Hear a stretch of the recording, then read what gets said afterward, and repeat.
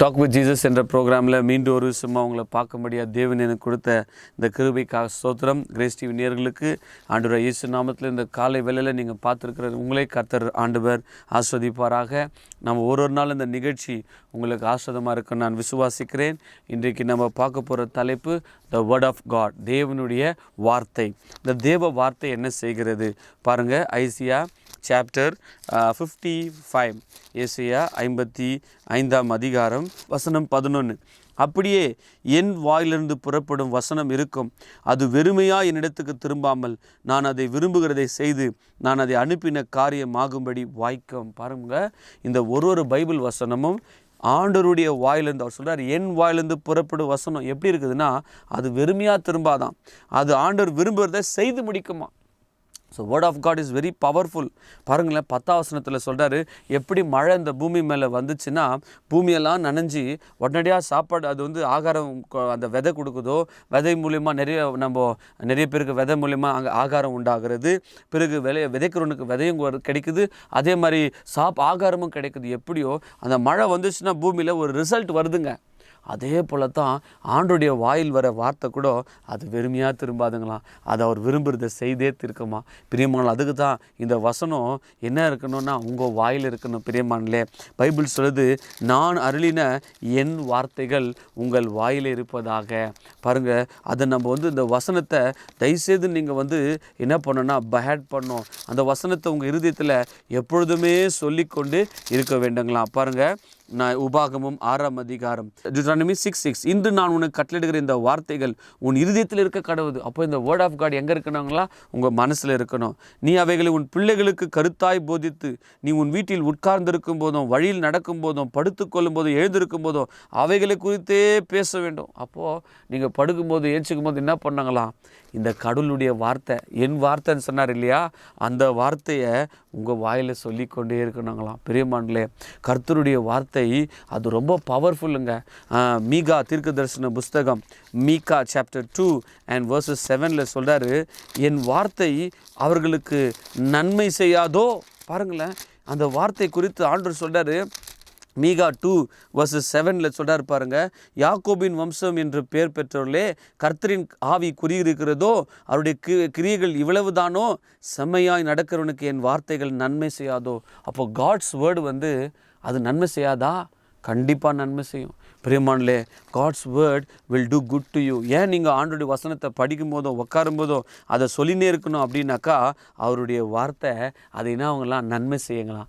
Isaiah chapter 59:21 சொல்கிறாரு, உன்மேல் இருக்கிற என் ஆவி, நான் உன் வாயில் அருளிய என் வார்த்தைகள் இது முதல் என்றென்றைக்கும் உன் வாயிலிருந்தும் உன் சந்ததியின் வாயிலிருந்தும் உன் சந்ததியின் வாயிலிருந்தும் நீங்குவதில்லை என்று கர்த்தர் சொல்லுகிறார். பாருங்களா, உங்கள் வாயில் கர்த்தருடைய வார்த்தை இருந்துச்சுன்னா, உங்கள் மேலே கர்த்தருடைய ஆவின் இருக்கும்போதோ உங்கள் வாயில் கர்த்தருடைய வார்த்தை வந்துனே இருக்கும். அந்த வார்த்தை வர என்ன ஆகும்னா, அதாவது சொல்கிறார் ஆண்டவர், அவருடைய வார்த்தை உங்கள் வாயில் மாத்திரம் இல்லை, உங்கள் பிள்ளைகளுடைய வாயில் இருக்குமா. எவ்வளோ பாக்கியம் பாருங்கள். நீங்கள் அதுக்கு தான் உட்காரும்போதோ படுக்கும்போதோ ஒரு வசனத்தை நீங்கள் சொன்னீங்கன்னா உங்கள் பிள்ளைகளும் அதே தாங்க ஃபாலோ பண்ணுவாங்க. அப்போது கர்த்தருடைய வார்த்தை இஸ் ரொம்ப பவர்ஃபுல்லானதுங்க. அந்த வார்த்தை அது நமக்கு ஆசீர்வாதத்தை கொடுக்குது, நன்மையை கொடுக்குது, அது நிறைவேறும்.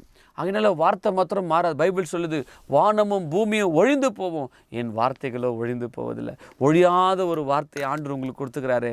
அப்போ ஹவு மச் டு மெடிடேட். அப்போ இந்த வசனத்தை நீங்கள் என்ன செய்யணுமா, இரவும் பகலும் வாசிக்கணும். சங்கீதம் 1 தாவீது சொல்கிறாரு, காட்ஸ் வேர்டை இரவும் பகலும் அவர் வேதத்தில் பிரியமாக இருந்து அதை தியானிக்கிற மனுஷன் பாக்கியவான். ஸோ கர்த்தருடைய வசனத்தை தியானிக்கிற மனுஷன் என்ன வாங்க, பாக்கியவானாக இருப்பாங்க. அந்த வசனம் உங்கள் இருதயத்தில் டெபாசிட் பண்ணி வச்சு அந்த வார்த்தையை நீங்கள் சொல்லும் போதோ அது ஆசீர்வாதம் கொடுக்குறதுங்க. ஸோ சில பேர் அந்த வசனத்தை மாத்திரம் என்ன பண்ணுறாங்கன்னா கடைப்பிடித்து அவங்க வாழ்க்கையில் அதை என்ன பண்ணுவாங்கன்னா அவங்க பிள்ளைகளுக்கு கற்றுக் கொடுக்கும்போதோ அது குடும்பம் ஆஸ்வதிக்கப்பட்டிருக்கும். பாருங்கள், யோசுவா லீடரான உடனே ஆண்டவர் அவருக்கு சொல்கிற வார்த்தை என்ன தெரியுமா? யோசுவா 1:8, இந்த நியாயப்பிரமாணம் புஸ்தகம் உன் வாயை விட்டு பிரியாதிருப்பதாக, இதில் எழுதியிருக்கிறபடியெல்லாம் நீ செய்ய கவனமாக இருக்கும்படி இரவும் பகலும் அதை தியானித்து கொண்டிருப்பாயாக, அப்பொழுது நீ உன் வழியை வாய்க்க பண்ணுவாய், அப்பொழுது புத்திமானா நடந்து. பற்றி பார்த்தீங்களா? நைட் அண்ட் டே இந்த வசனத்தை என்ன பண்ணுங்களாம்? தியானிக்கணுங்களாம். அதை மெடிடேட் பண்ணோமா? இங்கிலீஷில் மெடிடேஷன்னா டு மட்டர் என்ற அர்த்தங்களாம். அதை சொல்லிக்கொண்டே இருக்கணுமா?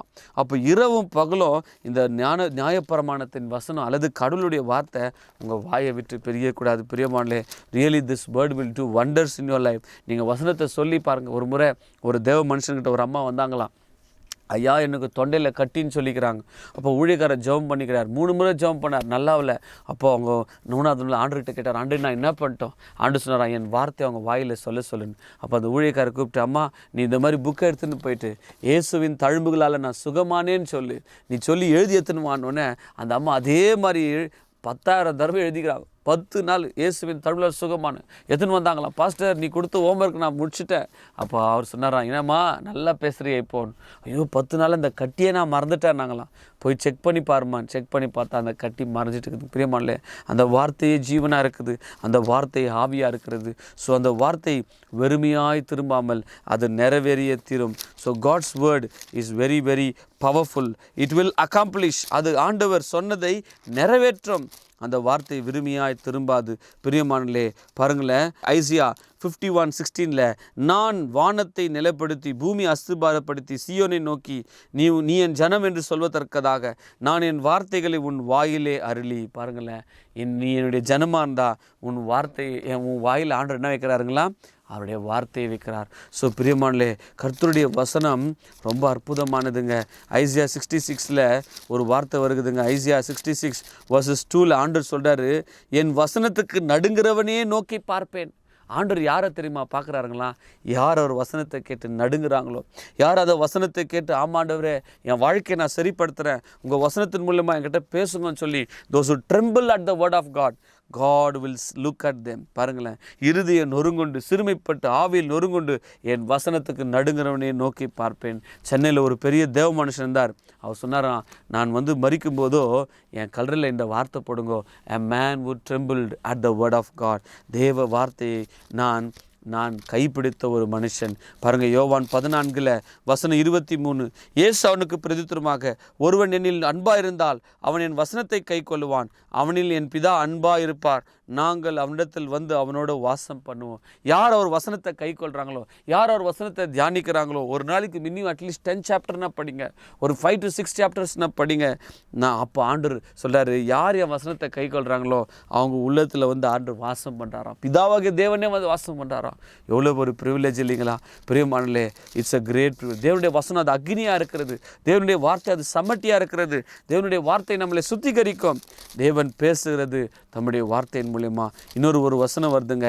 ஆண்டவர் சொல்கிறாரு, ஆண்டவர் இந்த உலகம் எப்படியாக அவர் நியாயத்திற்க போகிறார் என்று சொல்லும்போதோ பைபிள் சொல்லுதுங்க, என் வசனமே அவனை நியாயத்திற்கும். ஸோ ஆண்டவர் சொன்ன வார்த்தை இருக்குது இல்லைங்களா, அந்த வார்த்தை தான் உங்களை நியாயத்திற்குங்களாம். பார்த்தீங்களா எவ்வளோ அற்புதமாக இருக்குதுங்க அந்த வசனம். அந்த வசனம் அது நான் சொல்லிய வார்த்தையே அவனை நியாயத்திற்கும் அப்படின்னு ஆண்டவர் சொல்கிறாருங்க. இன்றைக்கி நம்ம வாழ்க்கையில் கூட பிரியமானே, ஆண்டருக்குள்ளே நீங்கள் வரும்போதெல்லாம் கேளுங்க, ஆண்டவரே என்கிட்ட பேசுங்கப்பா, என்கிட்ட பேசுங்க. மனுஷன் அப்பத்தினால மாத்திரமல்ல, தேவனுடைய வாயிலிருந்து புறப்படுகிற வசனத்தினாலே பிழைப்பான். So God's word will speak to you. அந்த வசனமே நியாயத்திற்குங்களாம். யோசித்து பாருங்களேன். அப்போ கடவுளுடைய வார்த்தை அது ஆண்டவர்கிட்ட சாத்தான் சோதனை பண்ணும்போது இயேசுப்பா என்ன யூஸ் பண்ணார் தெரியுங்களா? வசனத்தை யூஸ் பண்ணார். அவர் சொன்னார், அப்பாலே போ சாத்தானே, இப்படி எழுதியிருக்கிறதே. அப்போ நீங்கள் கூட ஜெயிக்கணும்னா by the word of God. So கர்த்தருடைய வார்த்தை உங்கள் வாழ்க்கையில் அது டெபாசிட் ஆகட்டும். ஃபஸ்ட்டு பார்த்தோம், கர்த்தருடைய வார்த்தை இட் வில் அக்காம்ப்ளிஷ், அது நிறைவேறும். கர்த்தருடைய வார்த்தை மாறாது. கர்த்தர் வானம் பூமி மாறி போயிடும், வார்த்தை மாறாதுங்க. கர்த்தருடைய வார்த்தை நம்ம சந்தையிலே வாயிருக்கும். கர்த்தருடைய வார்த்தை அது ஆசீர்வாதம் நன்மையை கொடுக்கிறதா இருக்கிறது. அப்படியா உங்கள் வாழ்க்கையில் நன்மை செய்வதாக. சர்வ வல்லமுள்ளவரே, பரிசுத்தாவினர் இயேசுப்பா நாமத்தில் இந்த வசனத்தை ஆசீர்வதி. மகிமையின் ஆவியானவரே, இந்த வசனத்தை கேட்குறவங்க உள்ளத்தில் நீர் பேசி அவங்க வார்த்தையின் மூலமாக ஆஸ்வாதம் பெற, சுகம் பெற, உங்களுடைய வசனம் ஆவியாயும் ஜீவனாக இருக்கிறது. அந்த வசனத்தை இரவும் பகலும் தியானிக்கிறவர்களாய் மாற்றுங்க. இயேசு கிறிஸ்துவின் நாமத்தில் ஆஸ்வதித்து வேண்டிக் கொள்கிறோம் பிதாவே. ஆமேன். God bless you.